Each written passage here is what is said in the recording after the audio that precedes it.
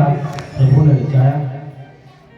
तो वही मणि जामवंती भी मिली और मणि भी ठाकुर जी को प्राप्त हुई। भगवान लौटकर द्वारिका आए और सत्राजित को बुलाकर समस्त वृत्तांत सुनाया। मणि सत्राजित के हाथ में सौंप दी तो सत्राजित बड़ा लज्जित हुआ महाराज कि जनता की हवा एक क्षण में कैसे बदल जाती है। सो बदल गई। द्वारिकाधीश बड़े आनंद के साथ अपने नगर में रह रहे, जामवंती और रुक्मिणी के साथ बड़ा सुंदर परिवार चल रहा है, आनंद के साथ चल रहा है। तो सत्राजित ने फिर अपनी जो कन्या सत्यभामा उसका विवाह ठाकुर जी के साथ किया। तीसरा विवाह सत्यभामा के साथ संपन्न हुआ। और बाकी बिहारी लाल की अब एक बार भगवान अपने प्रिय पांडवों को मिलने के लिए द्वारिकापुरी से इंद्रप्रस्थ आए। इंद्रप्रस्थ पहले किसका नाम था? दिल्ली का नाम। और दिल्ली में जब आए तो यमुना नदी के किनारे पर कालिंदी नदी, यमुना महारानी तपस्या कर रही है भगवान द्वारिकाधीश को अपने पति के स्वरूप में पाने के लिए। तो जैसे पांडव आए, कन्हैया जी भी आए, यमुना के समक्ष पहुंचे तो कालिंदी देवी भगवान कन्हैया का ध्यान कर रही है। जब अर्जुन जल लेने पहुंचे तो कालिंदी को देखा। कालिंदी ने अर्जुन से कहा, वो द्वारिकाधीश कहाँ है? बोले मेरे साथी हैं। तो कालिंदी ने कहा, मैं उन्हें अपने पति के रूप में देखना चाहती हूँ, उनके लिए जप कर रही हूँ और मैं पति प्राप्त करूँगी तो उन्हीं को ही करूँगी। तो इस प्रकार से कालिंदी के साथ तीसरा विवाह, चौथा विवाह ठाकुर जी का संपन्न हुआ। उसके बाद धीरे धीरे महाराज द्वारिकाधीश पाणी ग्रहण करते जा रहे हैं।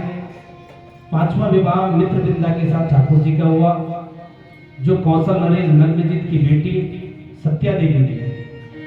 राजा ने प्रतिज्ञा की कि मेरे 7 बलिष्ठ बैल हैं, जो एक ही रस्सी से 7 बहनों को लाभ देगा, उसके साथ अपनी कन्या का विवाह कर दूंगा। तो कन्हैया ने सुंदर प्रयास किया, उन बैलों को एक साथ ही नाथ दिया। इस पर कौशल नरेश नग्नजित बड़े प्रसन्न हुए और अपनी कन्या का विवाह कर दिया। द्वारिकाधीश प्रभु पहुंचे तो उनके भी मनोरथ ठाकुर जी ने पूर्ण किया। अब जब ठाकुर जी ने उन बैलों को एक साथ नाथ दिया तो जितने राजा थे बड़े घबरा गए महाराज। इसका बड़ा विरोध किया।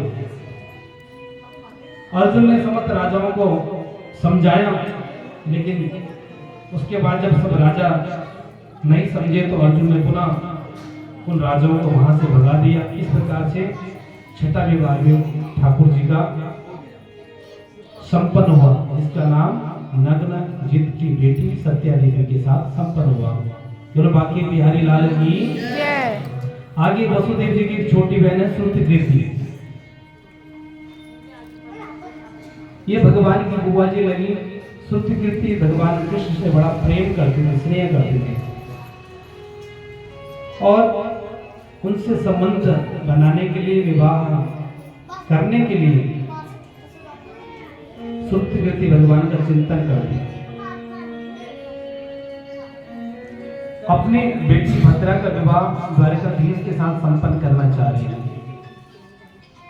तो ये प्रभु का भद्रा के साथ भी विवाह हुआ, परंतु प्रभु की बुआ कुंती, जिसके लड़के अर्जुन, और प्रभु ने अपनी बहन सुभद्रा का विवाह जब अर्जुन के साथ कर दिया तो यह विवाह कैसे नहीं हो सकता, ऐसे प्रभु ने उनसे कहा। तो 7वां विवाह, छठा विवाह सत्या देवी, 7वां विवाह भद्रा के साथ और 8वां विवाह हुआ लक्ष्मणा के साथ।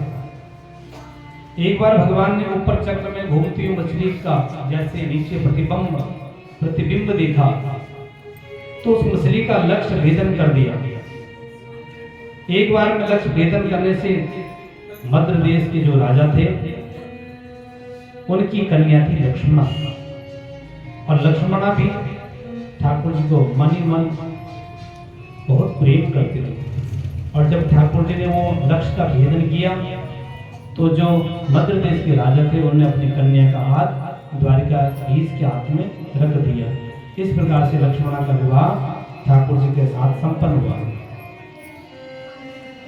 ये भगवान की 8 शक्तियां हैं, 8 पटरानियां हैं। इनके साथ भगवान ठाकुर जी नित्य निवास करते हैं। 8 प्रकार के जब विवाह ठाकुर जी के हुए, किसी के साथ गंधर्व रीति से हुआ, किसी के साथ आस विधि से हुआ, किसी के साथ अक्षर विधि के साथ हुआ, किसी के साथ प्रतियोगिता हुई तब विवाह हुआ। विवाह भी मूलतः 8 प्रकार के शास्त्रों में है, लेकिन उसमें कुछ ही जैसे गंधर्व विवाह है, आर्ष विवाह है, राक्षस विवाह है, 4 प्रभुत्व है। तो जो भगा के लाते हैं वो गंधर्व रीति से, जो छल करके लाते हैं राक्षस विधि से, और जो सम्मत से लाते हैं वो पहला विवाह आर्ष के रूप में पहले विवाह। इसलिए ठाकुर जी की 8 शक्तियों का दर्शन इस विवाह के रूप में हम सबने श्रवण किया। आगे सुखदेव जी से परीक्षित महाराज प्रश्न करते हैं कि ये 16,100 विवाह ठाकुर जी के कैसे हुए, उनके बारे में आप मुझे बताइए। परीक्षित ने जब प्रश्न किया तो इतने विवाह एक साथ एक ही मुहूर्त में कहां और कैसे संपन्न हुए। सुखदेव जी कहते हैं, सुनो, प्राग ज्योतिषपुर में एक राजा था भौमासुर नाम के राक्षस। वो बड़ा ही निष्ठुर था, वो किसी के ऊपर दया नहीं करता था, सबको कुछ ना कुछ तरीके से परेशान करता था, सबसे कर लेता और सबको दंड देता। भौमासुर का जो दानव था सभी को परेशान करता था। पहले इसका नाम नरकासुर था, परंतु जब भूमिपुत्र होने के नाते इसका नाम भौमासुर रखा गया। इसके 20,000 राजकुमारियों के साथ इसका विवाह का संकल्प किया। तो उसने राज्य में जितने भी 20,000 कन्याएं थी उनको छद्म से ला करके उन कन्याओं को बंधन में डाल दिया, कारागार में डाल दिया। वो कन्याएं बड़े परेशान हो गए कि मैं झूठ मूठ बोल करके राजा ले आया और अपने बातों में इसने हमें रख लिया। भौमासुर जिस राज्य का राजा, उस राज्य में ही ये राजा भी पहुंच गया। अब दोनों राजाओं के बीच में युद्ध हुआ। जब युद्ध हुआ तो पुनः ये भौमासुर का नाम का दानव उन कन्याओं को लेकर के बंदी गृह में डाल देता। इस प्रकार राजकुमारियों का हरण करते करते महाराज उनकी संख्या 16,100 हो गई। भगवान को जैसे ही पता लगा महाराज ये हर राज्यों से कन्याओं को लेके आ रहे हैं और कारागार में डाल रहा है, आसपास के सभी राजाओं को पता लगा कि बड़ा निर्दयी है, सभी कन्याओं को ला करके कारागार में डाल रहा है। उन कन्याओं ने ठाकुर जी को प्राप्ति के लिए कारागार में ठाकुर जी को प्राप्त करने का ठाकुर जी की प्रार्थना करी, ठाकुर जी इस असुर से हमको बचाइए, नहीं तो हम कहीं मुंह दिखाने लायक नहीं। हमको आज इतने दिन बंदी गृह में हो गए हैं, हम अपने घर जाएं तो कौन हमें घर में रखेगा। अब हमारा एक ही रास्ता है कि आप ही हमें अपने पत्नी के रूप में ग्रहण करो।